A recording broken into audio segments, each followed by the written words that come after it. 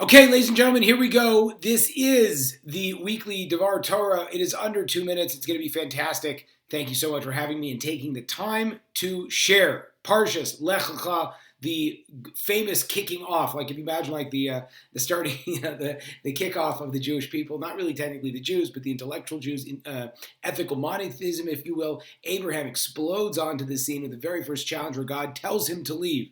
Just a quick idea. A lot of times we think about going off, embarking on our journey, kids going to college, we going to college, starting that first job. Abraham was old by this point, right? The Bible, like old, like 70 plus at this juncture when God tells him it's time to leave your house and really to start the people, start the nation. And it's very interesting why, of all the things, of all the images that we have of embarking on a great journey, we don't really imagine an old man that's more or less lived a full life, built businesses and culture and influence and everything like that.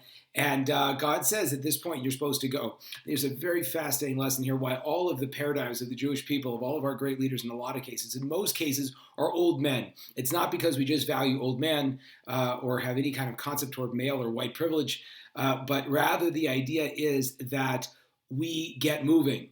We get moving when it's time to move, and life never ends until it's over. And just because we might have accomplished a lot, we have to keep in mind that we're always trying to be these growth-oriented people, no matter how old we are. Even the great rabbis, they're called Talmidei Chachamim. These old men, like 100-year-old guys sitting and studying, they're called Talmidei Chachamim, which literally just means the students of the great, which it means that even if a person is old, they're always on this growth trajectory. So the practical advice, ideas is in our own life, and I'm the worst at this, and I struggle with this a lot, but it's like, don't stop, don't try to think that you're done with your journey. Always see yourself as young, and I'm just getting started.